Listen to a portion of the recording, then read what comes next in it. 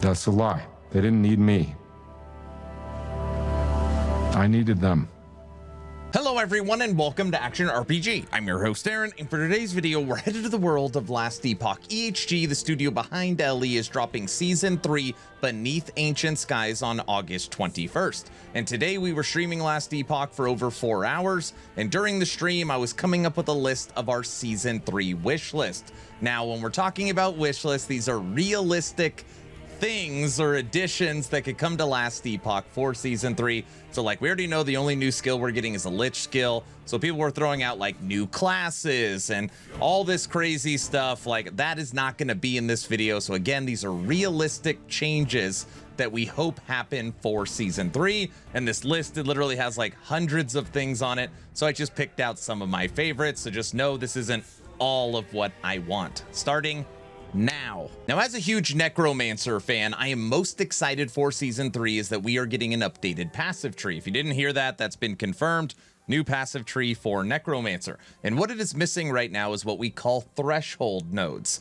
So you'll see here under Warlock, a 5-point bonus. You put 5 points in, you get a little special something, 5, 5, 4, 5. These are threshold nodes, and that is nowhere inside of the Necromancer passive tree. In Warlock, it has 21 different threshold nodes, and sometimes these are like build enabling mechanics for the class. So I'm excited to see what threshold nodes Necromancer gets. My number one ask for Season 3 is threshold nodes that support minion army. All right, follow me down the rabbit hole for a second. When you look at skills right now, or you look at builds or top performers, you have single golem, like as far as like retaliation, single abomination. You go to mage, single archmage. You go over to wraith, wraith lord. Right now, the best way in multiple variations to play Necromancer is one minion. And it's okay to have support for single minion. It is definitely not my favorite, but when I think of Necromancer, I think about leading an army of the undead. I want multiple different minions. I want some of them I'm blowing up, some they're blowing up on enemies. You're resurrecting, you're sacrificing them, and you're kind of managing this army of the dead instead of throwing double dread shade on an abomination and just literally falling asleep while you walk around. Now, it's different when you're playing Beastmaster, because Beastmaster, you have like your companion. It's like man's best friend. So it's got its own skills, and you know, you only need one of them. And when it's down, you got to go over and revive it. Like very different play style. So when it comes to the new passive tree for Necromancer, my number one ask for Season 3 is unlocking like the true potential of minion army. And just some like off the top of my head, like you could put in a threshold node, like put in 5 points, and if you have more than 10 minions, you get a damage bonus. Damage reduction if you have 5 different types of minions. You know, like you can put in these threshold nodes that push people towards being tankier, making your minions tankier, giving you more damage based upon how many minions you have. So that is really what I want, unlocking minion army. So now let's talk Merchant's Guild. I got a couple of asks with this faction, and the first one is pretty simple. Obviously, some kind of price checker or way to get at least an estimate on what an item is worth. Mike has talked about this on Friday streams a lot, saying that it has to be right, because if you get it wrong, you're actually going to be hurting people more than helping, which I do agree. I want them to put it in the game when it is ready, but a price checker would be great. Another addition I want is added, basically, advanced search features. And the main search feature I want is looking for multiple exalted affixes. This is literally my number one ask. A lot of people are always like, oh, I want like a combined vendor so I don't have to run to each one. That actually doesn't bug me as much. When you are looking at the new crafting materials, the Rune of Havoc and the Rune of Redemption, you are able to move affixes around and switch exalted affixes. So because of this, a lot of the times when I am searching, especially for exalted gear, I'm looking for 2 or 3 exalted items. And I actually don't even care about the affixes, because again, I know I can switch them, I could chaos them, I could shuffle them, I could move them. So right here, a little box that says exalted items or exalted affixes, 2, or 3. And then literally just search through that way would be a great addition. Moving over to Last Epoch tools, talking with the community, I loved this suggestion. When you are looking through base items here, you've got swords and axes and maces and daggers, scepters, all these two-handed items. But there is still one base that is missing. And I guess I shouldn't say base, but the ask for Season 3 is new bases that support throwing. I know this is something that has been brought up a lot in the past, and EHD is like, no, we don't know if we want to go that way, whether it's throwing daggers or whatever weapon type you want to use, but it would be awesome if for Season 3 we had base throwing weapons. So now let's talk gear for a second, or I guess specifically items. Now, inside of action RPGs, you normally have ways of tagging your items or modifying them in some way. And what I am talking about that would be great quality of life Season 3 for Last Epoch is the ability to lock your items. I cannot tell you how many times it's like, what happened to this item? Or damn it, I shattered it, or I vendored it, or I don't know what I did, but the item disappears. I hear these stories over and over and over again. And just having like a little toggle, something that you click, something that you press to be able to lock your items so that you don't lose it would be an awesome quality of life. Now we need to talk about Lich, and one of my biggest pet peeves right now for Last Epoch. I would be shocked if they did not fix this. Now, when you transform into a Lich, you've got its new model. It looks very cool, very scary. And there was something that you will notice about this character. It is holding 2 weapons. It has a weapon in each hand, which means it's dual wielding. Well, guess what? Lich right now cannot dual wield. The model shows it holding 2 weapons, but you can't actually do it. Now, my ask for Season 3, and we know we're getting the updated passive tree for Lich, just like we are getting it for Necromancer.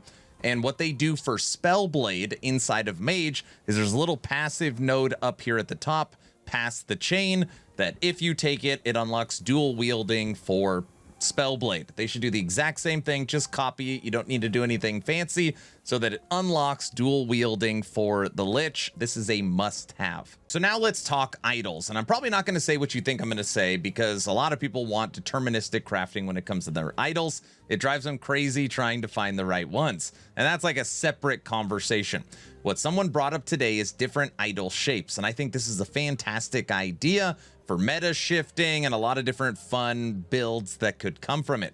Now, we've had the same shapes for our idols for a long time, and there's 2 ways that you can solve this. You could actually give us, you know, rectangles or different actual shapes and little corner pieces of our idols, which would be awesome, or you can actually shift this shape. And this is something that EHG has been talking about for literally years. Maybe every single season, it is a different idol UI. Like it's a square, it's a circle, it's a triangle. You know, you pick your shape, whatever they want to do, if it's something fun, and which would shift the meta and build guides almost every single season because you'd have to figure out the new idols. I think it'd be very, very fun. But again, you could shift this or you could shift the actual angles and parts of the idols. Now it's time to show off a little bit of gameplay. This is my Elemental Nova Rune Master, and just something I've been tinkering with over the last couple months. And it does lots of big AoEs and rings, and it is a very, very pretty build. I think it's pretty. But when you play this build for long periods of time or you're playing in a group, your eyes start to melt out of your sockets.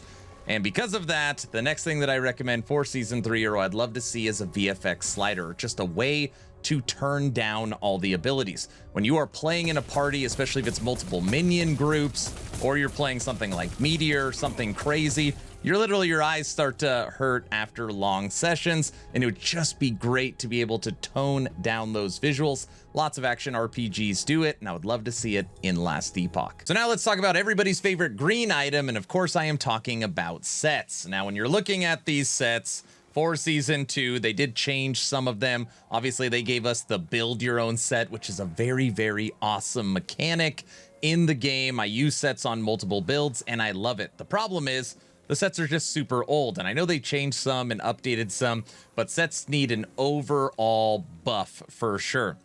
And I think they can accomplish this 2 ways. Take all the existing sets, make them stronger, give them a big buff, and basically just kind of revitalize them. And on top of that, or just make new sets, which I hope they do a little of both. Now, most people don't even know this, that they have not updated sets since Rogue was introduced to the game. You will notice there's not a single Rogue set, and that's because they haven't done anything since Rogue came, which is absolutely crazy.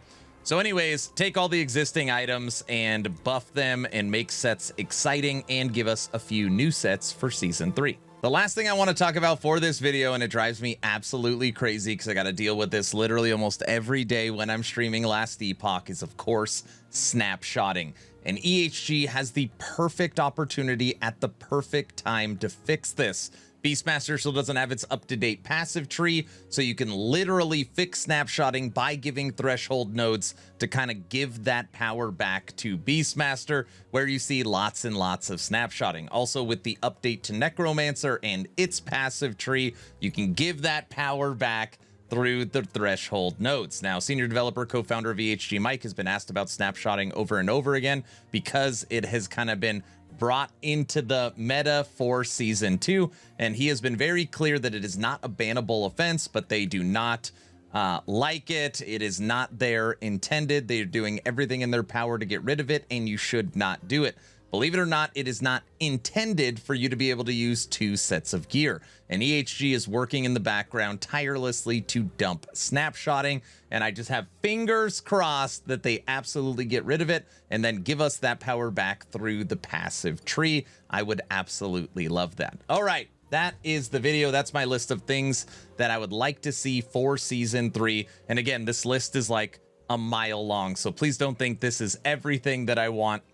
But I was trying to come up with a list with the community on realistic expectations, on fun, exciting changes that they could make that would just be awesome for the game. In the comment section, again, I'm using the word realistic, in the comment section, what would make your life so happy? What would you be overjoyed with if you saw this change in Last Epoch Season 3? Let me know in the comment section below. Please like, share, and subscribe if you think I've earned it. We are 430 subscribers away from 100,000.